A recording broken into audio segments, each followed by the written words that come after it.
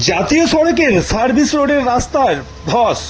বুধবার রাত্রে আসানসোলের কুলটি 19 নম্বর জাতীয় সড়কের চৌরঙ্গি মোড় সংলগ্ন চিত্তরঞ্জনগামী রাস্তার পুরনো ফাঁড়ির সামনেই হঠাৎ ধসে যায় রাস্তার কিছুটা অংশ।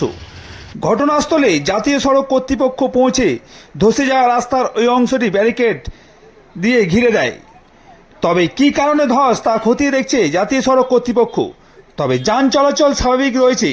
জানা গেছে রাস্তাটি 2 থেকে 2 বাই 2 মিটার অংশ ধসে গিয়েছে বলে জাতীয় সড়ক সূত্রে খবর।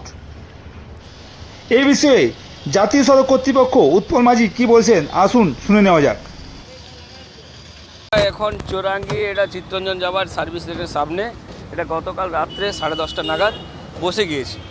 আমরা রাত্রেবেলা এসেছিলাম, আমাদের টিম এসেছিল, এসে আমরা যথেষ্ট এখানে সাপোর্ট করেছি এবং সেফটি দেওয়ার সুব্যবস্থা করেছি। এখন আমরা দেখার চেষ্টা করছি কী কারণে এটা বসে গিয়েছে। হয়তো পাইপলাইনে কিছুদিন আগে পিএইচি পাইপলাইন ওয়াটার পাইপলাইনে কাজ হয়েছিল, সেই কারণের জন্য বসেছে, না বৃষ্টির জলের কারণের জন্য বসেছে সেটা আমরা এখনও দেখছি এবং খুব শিগগিরই এটা মেরামত করার প্রসেস আমরা করছি। কতটা ইয়ে হয়েছে, বসেছে কতটা? এটা দেখা যাচ্ছে 2 মিটার মতন বসেছে। তো আপনার কি হাইওয়ে কর্তৃপক্ষ? হ্যাঁ, হায়দ্রা উত্তর কর্তৃপক্ষকে আমরা জানিয়েছি, ব্যাপারটা রাত্রে জানানো হয়েছে এবং ওনারা আসবে সাইট ভিজিট করার জন্য এবং খুব শীঘ্রই এটাকে বন্ধ করার একটা ব্যবস্থা আমরা করছি। এখন আপাতত কি ব্যারিকেড করা হবে? হ্যাঁ, আমরা কংক্রিট ব্লক দিয়ে এটা ঘিরে দেবো যাতে কোনো রকম দুর্ঘটনা না ঘটতে হয়। তো কী কারণে হয়েছে বলে কিছু অনুমান করা যাচ্ছে?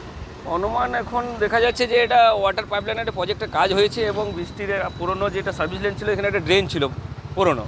এবার কী কারণে হয়েছে সেটা এখন দেখা যাবে, স্যার ওনারা আসছে, আমাদের স্যার যারা আছে, আমরা কিন্তু এটা ঠিক করার একটা পরিকল্পনা করেছি এবং ওনারা এসে খুব শীঘ্রই মধ্যে এটা আমরা ঠিকঠাক করে দেবো। আপনার নাম? আমার নাম উৎপল মাঝি, আমি NHAI RPO।